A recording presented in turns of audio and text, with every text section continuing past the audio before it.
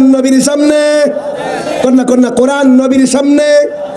আমাদের নবী তো এমন হুজুর, কোরআন আবার আসতেছে আল্লাহর আরশ পেরিয়ে, শরীফুল আকলাম পেরিয়ে, সিদরাতুল মুনতাহা ডিঙ্গে, সাত আসমান টপকে কোরআন জমিনে নাইমা দেখে। নবী মক্কায় নাই, নবী মক্কায় নাই।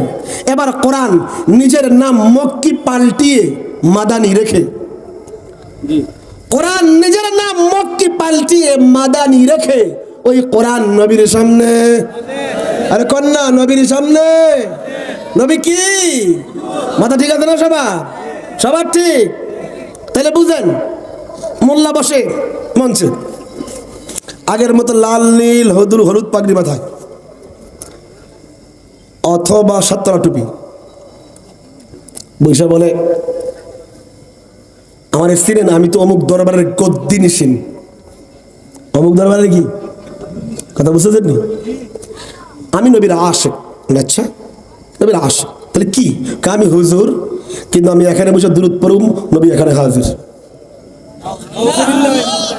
বুঝতে পারি না মনে হয়।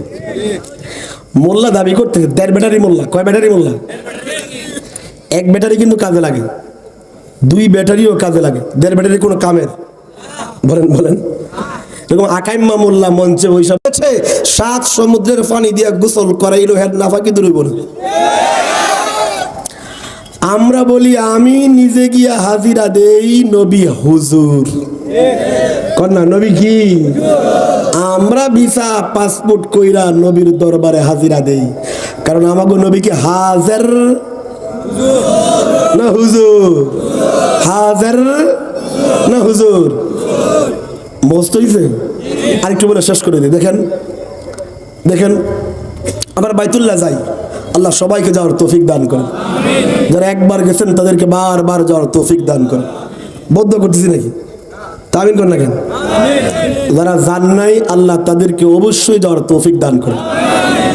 আচ্ছা আমরা মক্কা যাই, কেন? কেন? বাইতুল্লাহর কারণে। বলেন কার কারণে? বাইরে ভাই আমি এমনি কাজে গেছি, কন্যা কার কারণে? আমরা মক্কা যাই কার কারণে? বাইতুল্লাহর কারণে। কারণ বাইতুল্লাহ আর কোথাও হাজির। আমার কোনো দোষ না, আমি তো কইতে চাই না, আমার কইছি কইতাম। বাইতুল্লাহর জন্য মক্কা যাই, কারণ বাইতুল্লাহ আর কোথাও হাজির। আর কন্যা হাজির এখানে সেখানে সব জায়গায় বাইতুল্লাহ থাকলে আমাকে কি পাগলে কামড়াইছে মক্কা যাবো? আমি কি বুঝাইতে পারতেছি? তো আমরা মক্কা যাই। আচ্ছা কেন? বাইতুল্লাহর কারণে। আচ্ছা আমরা তো মদিনাও যাই, কই কেন? কেন? আমরা বলি রাসূলুল্লাহর কারণে। বুঝাইতে পারি নাই? আমাদের দেশে কিছু পাগল আছে, আরেক ধরনের পাগল আর কি। ওই কয় না না, নবীর রওজার উদ্দেশ্যে মদিনা যাওয়া জায়েজ নেই, গুনাহ হবে, শিরক। তাহলে কেমনে যাবো? যাইবা এই নিয়তে আমরা মসজিদে নববীতে নামাজ পড়বো, এই নিয়ত করে যাইবা। আমরা বলি পাগল। বাইতুল্লাহ নামাজ পড়লে 1 রাকাতে 1 লাখ নামাজের সওয়াব, আর মসজিদে নববীতে নামাজ পড়লে 1 রাকাতে 50,000-এর সওয়াব। আমার মাথার কি তার সিরা গেছে যে 1 লাখ রেখে 50,000-এ যাবো? বুঝাইতে পারি না মনে হয়। এই আমার কথা কি বুঝতেছেন? যেই পাগল এই যুক্তি দেয় এদের কাছে কিন্তু 50,000-এর সওয়াব না, এগোর কাছে মাত্র 1,000-এর সওয়াব। যে মসজিদে নববীতে নামাজ পড়লে নাকি কয় হাজারের সওয়াব। আমরা বলি মিথ্যুক, প্রতারক, ধোঁকাবাজ। যদি নামাজের নিয়তেই যাস তাহলে বাইতুল্লাহ নামাজ পড়লে তো 1 লাখ নামাজের সওয়াব। তুই কি পাগলে কামড়াইছে 1 লাখ নামাজের সওয়াব রাইখা 1,000-এর পেছনে ছুটস? এর মানে আরে না না, আমরা ওই 50,000 সওয়াবের লোভে যাই না, 1 লাখের সওয়াব আমরা পরিত্যাগ করছি, সাইরা দিছি আমাদের প্রিয় নবীর মহব্বতে। বুঝাইতে পারি না মনে হয়? কথা কি বুঝতেছেন? আরে সওয়াবের নিয়তে গেলে, শুধু নামাজের সওয়াবের জন্য গেলে মদিনায় যাবো কেন? বাইতুল্লাহ নামাজ পড়লে তো ডাবল সওয়াব, ডাবল সওয়াব। তাহলে মদিনা যাই কেন? মদিনা কেন যাই? আরে আমরা মদিনা যাই রাসূলুল্লাহর কারণে। বুঝেন বুঝেন? আচ্ছা তো আমরা মক্কা যাই, কই কেন? কেন? কই বাইতুল্লাহর কারণে। আচ্ছা তো মদিনাও যাই রাসূলুল্লাহর কারণে।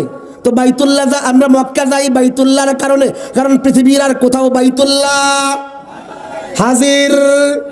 আরে আমরা তো মদিনা যাই রাসূলুল্লাহর কারণে, কারণ রাসূলুল্লাহর কোথাও হাজির হাজির।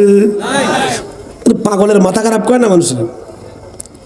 হেরা কয় নবী হেন হাজির হেন হাজির হেন হাজির হেন হাজির। আমি কই পাগল তেল তুই মদিনা যাস কেন? বুঝতে পারি না। আরে নবী যদি সব জায়গায় হাজির থাকে, পাগলের মাথা কামড়াইছে কি হ্যাঁ মদিনা যায় কেন? বুঝতে পারি না মনে হয়। আরে নবী যদি সব জায়গায় হাজির থাকে মদিনা যায় কেন? আবার গজল গায়, কি গজল? কই ডেকে লাও ইয়া রাসূলুল্লাহ রওজা পাকের কিনারে। কেন? নবীরা তোমার মাহফিলে হাজির, তোমার মজলিসে হাজির, তোমার মিলাদের মজমানা নবীর হাজির, তো মদিনা গাছ কেন? মদিনার গজল গাছ কেন? তোমার বাড়িতে তো হাজির। এবার কি বোঝা গেল? নবী সব জায়গায় হাজির না নবী মদিনায় হুজুর? নবী মদিনায়, আমরা গিয়া নবীর দরবারে হাজিরা দেই। এর মানে আশেক আশেক আশেক নবীর দুয়ারে গিয়া হাজিরা দেয়, নবীর যেখানে সেখানে হাজির করে না। আশেক নবীর দুয়ারে গিয়ে হাজিরা দেয়, যেখানে সেখানে হাজির করে। আমি আবার পেছনে ফিরে যাই। আমাদের নবী কম দামি না অনেক দামি? সবক ভোলা যাবে না, কম দামি না অনেক দামি? আমাদের নবী যেন আল্লাহর কি সাক্ষী নবী? আলামতের সাক্ষী। আমাদের নবী আল্লাহর কি সাক্ষী নবী? আলামতের সাক্ষীর নবীর চেয়ে চাক্ষুষ সাক্ষী নবী কম দামি না বেশি দামি? হ্যাঁ হ্যাঁ, সব নবীরা নবী হিসেবে শ্রেষ্ঠ, উত্তম। পৃথিবীর সমস্ত বুজুর্গ মিল্লা, সমস্ত গাউস কুতুব মিলে একজন নবীর পায়ের ধুলার কুটি বাগের সামান্য অংশ হওয়ার ক্ষমতা রাখে না। একইদা ভালো করে শিক্ষা রাখেন, একইদা ভালো করে শিক্ষা রাখেন। যদি আব্দুল কাদের জিলানী রহমতুল্লাহ একজন না হইয়া আকাশের নক্ষত্র পুঞ্জ পরিমাণ হইত, যদি নিজামউদ্দিন আউলিয়া একজন না হয়ে জমিনের বালুকা রাশি পরিমাণ এত নিজামউদ্দিন আউলিয়া হইতো, যদি কুতুবউদ্দিন বখতিয়ার কাকি একজন না হয়ে জমিনের ওই সাগরের ফেনারাশি পরিমাণ হইতো, এই সমস্ত আব্দুল কাদের জিলানী, জুনায়েদ বাগদাদি, শাহজালাল, শাহপরান মিলে যত ইবাদত করেছে, যত সেজদা দিয়েছে, যত তাহাজ্জুদ পড়েছে, যত জিকির করেছে, সব কিছুকে এক পাল্লায় রাখলে একজন নবীর পায়ের ধুলার কোটি ভাগের হাজার ভাগের সামান্য অংশের মোকাবেলা করতে পারবে না। আচ্ছা রাখেন তো, নবীরা তো অনেক উপরে। একজন সাহাবীর, একজন আদনা সাহাবীর পায়ের ধুলার সমপর্যায়ের হাজার কোটি বাইজিদ বুস্তামি, লাখ কোটি জুনায়েদ বাগদাদি, হাজার কোটি বরফির আব্দুল কাদের জিলানী মিলেও একজন আদনা সাহাবীর পায়ের ধুলার পরিমাণ হওয়ার যোগ্যতা রাখে না। কথা কি বুঝাইতে পারতেছি? আগে তো ঠিক রেখে বয়ান শুনেন। পাগল ছাগলের ওয়াজ শুনে, পাগল ছাগলের ওয়াজ শুনে যে বরফির আব্দুল কাদের জিলানী নাকি আল্লাহর রুহের জগতে গিয়া মূসা আলাইহিস সালামের সাথে বহস করছে। নাউযুবিল্লাহি মিন যালিক। এগুলো শুনে আবার মানুষের সুবহানাল্লাহ কয়।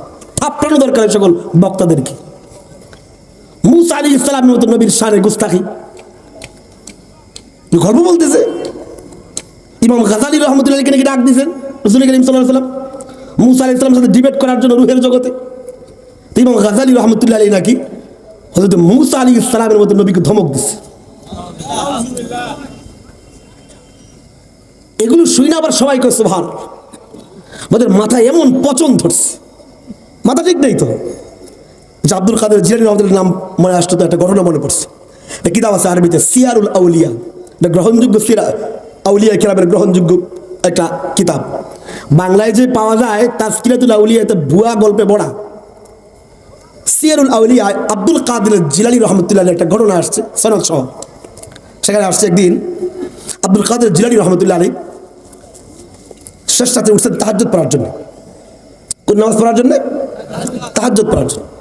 উঠার পরে উনি যখন ওযু করতেছে, তো শেষ রাত হঠাৎ করে তাকায় দেখেন আকাশের মেঘ উপর থেকে নিচে নামতে নামতে ফর্সা আলো সহ তীব্র আলোর ঝলকানিওয়ালা একটা মেঘ উপর থেকে নামতে নামতে নামতে নামতে আব্দুল কাদের জিলানী রহমতুল্লাহ আলাইহি যেখানে ওযু করতেছিলেন এর পাশের গাছ পর্যন্ত চলে আসছে।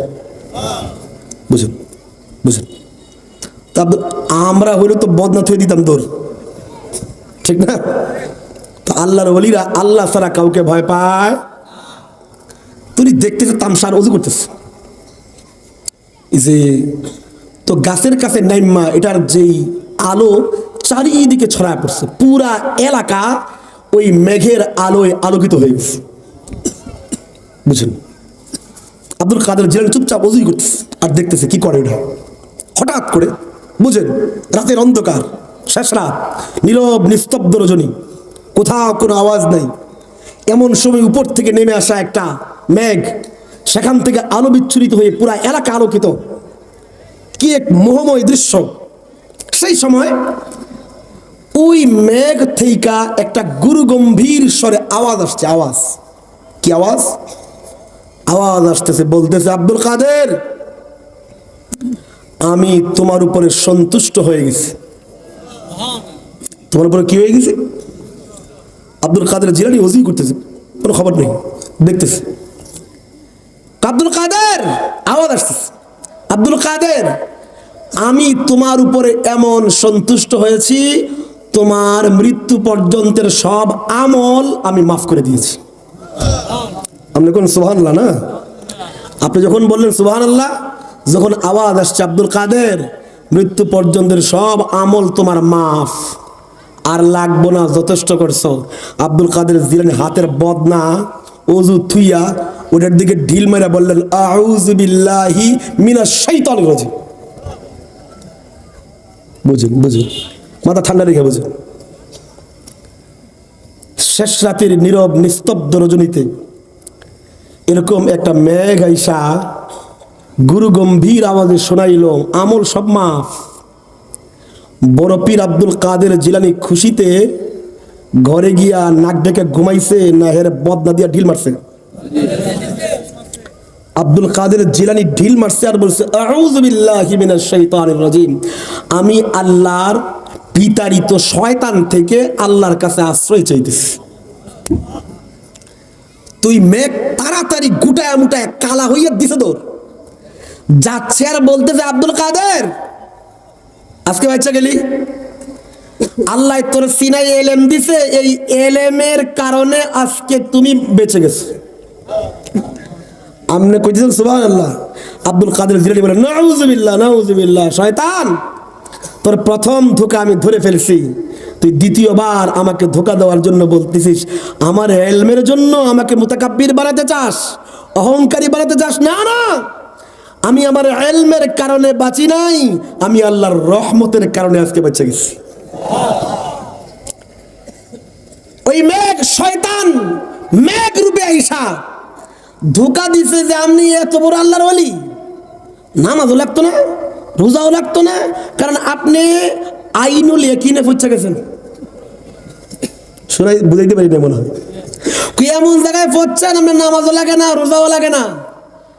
আব্দুল কাদের জিলানী কি বলেন, যেই ব্যক্তি এই কথা বলেন, এমন উপরে পৌঁছে গেছি মারিফতের, যেখানে গেলে নামাজ রোজা হজ যাকাত কিচ্ছু লাগে না, এটা আল্লাহর পক্ষ থেকে কথা না শয়তানের পক্ষ থেকে? বলেন বলেন, কার পক্ষ থেকে? সুতরাং যেই সমস্ত ব্যক্তিরা বলে আমার পীর এত উপরে উঠেছে, এত মারিফতের উঁচু তবকায় পৌঁছেছে, তার নামাজ লাগে না, রোজা লাগে না, এটা আল্লাহ বলা নয়, নাম্বার ওয়ান শয়তান। আল্লাহ বলার কথা না শয়তানের কথা? বলেন বলেন বলেন, কার কথা?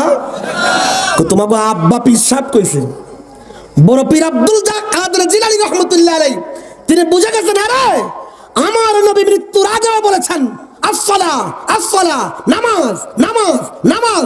যেই নবী হাঁটতে পারেন না, দুইজনের কাঁধে ভর দিয়া পা শেষরায়া শেষরায়া মসজিদে গিয়েছেন, যেই নবী এত শ্রেষ্ঠ নবী, সবচেয়ে আলা নবী, তার ক্ষেত্রে মৃত্যুর আগে নামাজ মাফ হয় নাই। তুমি সলিমউদ্দিন কি হয়ে গেছো যে তোমার নামাজ মাফ হয়ে গেছে? শয়তান কোথাকার! নবীর নামাজ মাফ না, হে কোন ধরনের বিশ্বাস হয়েছে?